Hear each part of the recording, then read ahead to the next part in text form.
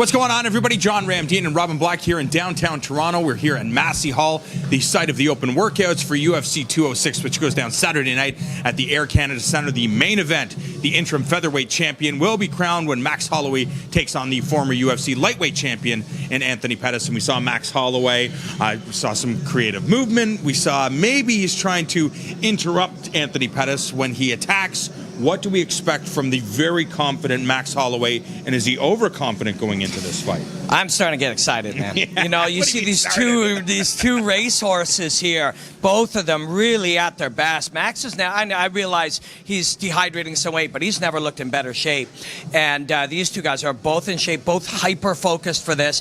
Duke said about Anthony that, you know, you add a belt or you add some extra consequence, and it brings him to another level. There's no doubt Max Holloway is incredibly confident. I talked to his coaches backstage, long-time coaches he's had since he was a kid. What am I saying? He's still a kid. But the way he's moving right now is really magical, very smart. They're changing stances mid-punch. You know, he's breaking rules, you know, things that our rules or were rules 2 years ago are no longer rules, moving into the power side effortlessly and fearlessly. These two are going to bring out the best in each other. You say fearlessly. Should he not fear some of the things that Anthony Pettis brings to the table? Because, you know, a lot of people, and I'm sure Max Holloway is one of them, we've heard it over and over again, 9-fight winning streak. He's never looked as good as he has right now in mixed martial arts. But save for Conor McGregor, none of those fighters in that 9-fight winning streak has replicated some of the things that Anthony Pettis does inside of that cage. You know, confidence is this malleable thing. You don't just either have it or you don't. You have it in differing quantities. And it can be very powerful if it's real. If I'm fighting BJ Penn on Saturday night, I can be as confident as I want. I'll be unconscious in 5 seconds. I'll wake up and go, oh, that was really stupid.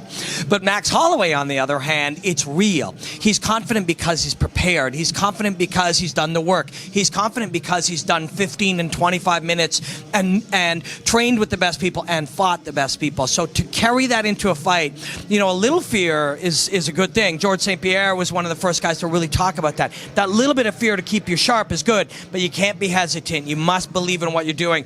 And God damn it, this kid believes in what he's doing. We know how good Max Holloway is based on what we've seen so far in his UFC career, but have we seen the full potential of Anthony Pettis? We know that he can wrestle. We know that he can strike. We know that he can submit you.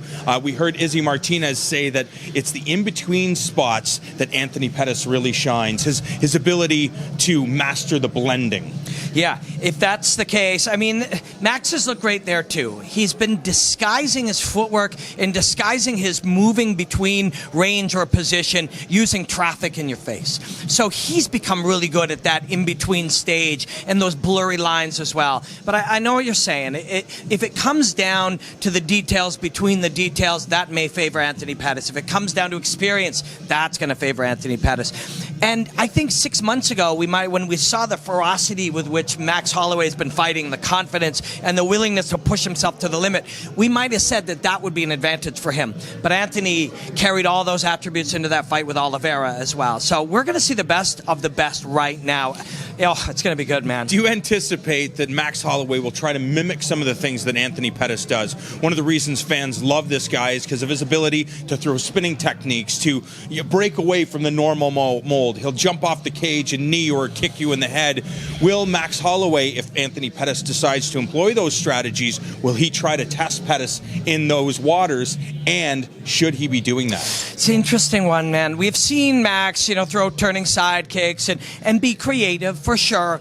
But really what he does best is take those basic fundamentals of fighting and just vary him slightly. Just take him off the line slightly and still straight line to the chin. Find the quickest route to hitting you. If Anthony is moving around on the outside and Max is the one getting straight to it, I think that'll favor Holloway. But this is a really hard fight to pick. Yeah. You know, we felt like when we were shooting the early preview show, coming into it, we'd get some evidence as we got closer to the fight. Well, the only evidence we're bringing out of today is both these guys really are moving like they're at their best. They physically look like they're at their best, and they are hyper-focused. And all the fans that complained about UFC 206, we promise you are going to get a hell of a matchup in this main event. It is for the featherweight interim championship. The winner will go on to face off against Jose Aldo for the undisputed title.